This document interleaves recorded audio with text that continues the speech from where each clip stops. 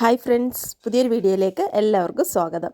ഞാനിന്ന് കുറച്ച് ചെറുനാരങ്ങ എടുത്തിട്ടുണ്ട് കേട്ടോ. അച്ചാറിടാൻ വേണ്ടിയിട്ടാണ്. ഞങ്ങളുടെ വീട്ടിലത്തേക്ക് ആവശ്യത്തിനേക്കല്ല, വിൽക്കാൻ വേണ്ടിയിട്ടാണ് കേട്ടോ. ഈ നാരങ്ങയെല്ലാം ഞാൻ നന്നായിട്ട് കഴുകി വെള്ളം കളഞ്ഞ് വെച്ചതാണ്. ഇത് ഞാൻ ആവിയിൽ വെച്ചൊന്ന് പുഴുങ്ങിയെടുക്കാൻ പോവുകയാണ്. ഇഡലി പാത്രത്തിനകത്തോട്ട് ആണ് വെച്ച് കൊടുക്കുന്നത്. പല രീതിയിലും അച്ചാറിടുന്നതുണ്ട്. ഞാനിപ്പോൾ ഈ ഒരു മെത്തേഡിലാണ് ഇടുന്നത്. എന്തായാലും നന്നായിട്ട് ആവി കയറി നന്നായിട്ട് വെന്ത് കിട്ടിയിട്ടുണ്ട്. ഇപ്പം നല്ലതായിട്ട് തണുത്തും കഴിഞ്ഞു. ഞാനത് വേറൊരു പാത്രത്തിലോട്ടൊന്ന് മാറ്റിയെടുക്കുന്നേ. ഇനി നമുക്ക് ഈ നാരങ്ങയൊക്കെ ഒന്ന് കട്ട് ചെയ്തെടുക്കണം. ഞാനിത് 4ആയിട്ടാണ് കട്ട് ചെയ്യുന്നത്. 4ആയിട്ടോ 6ആയിട്ടോ 8ആയിട്ടോ നമ്മുടെ നാരങ്ങയുടെ വലിപ്പം അനുസരിച്ച് നമുക്ക് കട്ട് ചെയ്തെടുക്കാവുന്നതാണ്. പിന്നെ ഈ നാരങ്ങയുടെ അളവെന്ന് പറഞ്ഞാൽ ഞാൻ ഒരു 1.25 കിലോ നാരങ്ങയാണ് എടുത്തിട്ടുള്ളത്.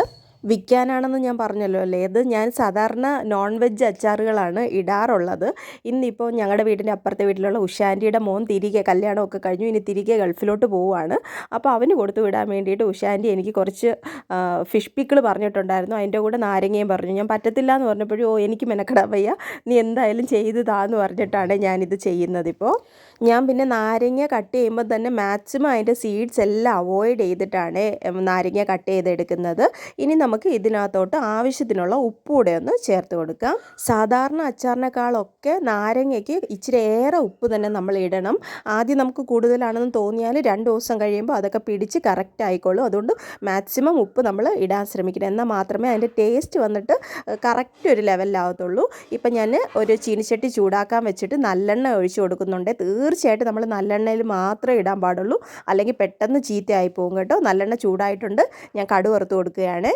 കടുക് പൊട്ടിയതിന് ശേഷം ഞാൻ ഓൾറെഡി കുറേ വെളുത്തുള്ളി എല്ലാം വഴറ്റി വെച്ചിട്ടുണ്ടായിരുന്നു. കുറച്ച് വെളുത്തുള്ളി വഴറ്റിയതും ഇഞ്ചി വഴറ്റിയതും ചേർന്ന് അരച്ചും വെച്ചിട്ടുണ്ട് കേട്ടോ. അതും എല്ലാം ആഡ് ചെയ്യുകയാണ്. ഇപ്പം ഞാൻ മുഴുവൻ വെളുത്തുള്ളിയാണ് ഇടുന്നത്. ഇതിപ്പോൾ വെളുത്തുള്ളിയും ഇഞ്ചിയും പേസ്റ്റ് ആക്കിയത്, പിന്നെ കുറേ പച്ചമുളക് വഴറ്റിയത്, ഇതൊക്കെ ഞാൻ നേരത്തെ റെഡിയാക്കി വെച്ചിട്ടുണ്ടായിരുന്നു കേട്ടോ. അതെല്ലാം കൂടെ ഞാനൊന്ന് ആഡ് ചെയ്ത് കൊടുക്കുകയാണ്. ഇങ്ങനെ വെളുത്തുള്ളി ഇഞ്ചിയൊന്നും അരച്ച് ചേർക്കണമെന്ന് നിർബന്ധമൊന്നും ഇല്ല. പിന്നെ എനിക്ക് ഇതാണ് ശീലം, അതുകൊണ്ടാണ് ഞാൻ അങ്ങനെ ചെയ്യുന്നത്. സാധാരണ ആരും അങ്ങനെ ചെയ്യാറില്ല. എല്ലാം മുഴുവനോടെയാണ് ഇടുന്നത്. നന്നായിട്ട് വഴറ്റിയെടുത്താൽ മതി. ഞാൻ എന്തായാലും ഈ ഒരു മെത്തേഡിലാണ് ഞാൻ അച്ചാറിടുന്നത്. ഇനി നമുക്ക് ആവശ്യമായിട്ടുള്ള മുളക് പൊടി ഇട്ട് കൊടുക്കാം. ഞാനൊരു 5 സ്പൂണ് മുളക് പൊടി ഇടുകയാണ്. ഇത് കാശ്മീരി ചില്ലിയും റെഡ് ചില്ലിയും സമാസമം ഉണക്കി പൊടിച്ചതാണ്. ഇനി 1 സ്പൂണ് ഉലുവാപ്പൊടി ഇട്ട് കൊടുക്കാം.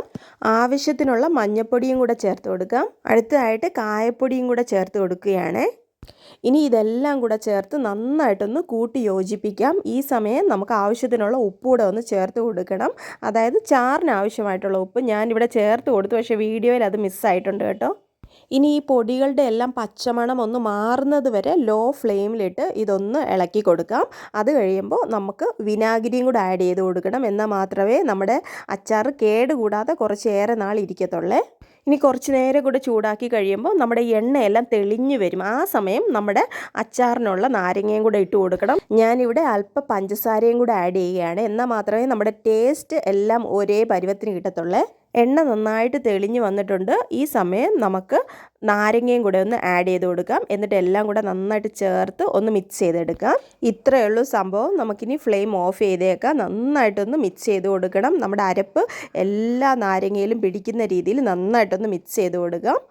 അങ്ങനെ നമ്മുടെ ഡിലീഷ്യസ് ആയിട്ടുള്ള ചെറുനാരങ്ങ അച്ചാർ ഇവിടെ റെഡിയായി കഴിഞ്ഞിരിക്കുകയാണ്. എനിക്കിപ്പം തന്നെ വായിൽ വെള്ളം ഊറുന്നുണ്ട്. കാരണം അതിൻ്റെ മണവും ടേസ്റ്റ്, ആ നല്ലെണ്ണയുടെയൊക്കെ ഒരു മണം ഉണ്ടല്ലോ, നല്ല രസമാണ്.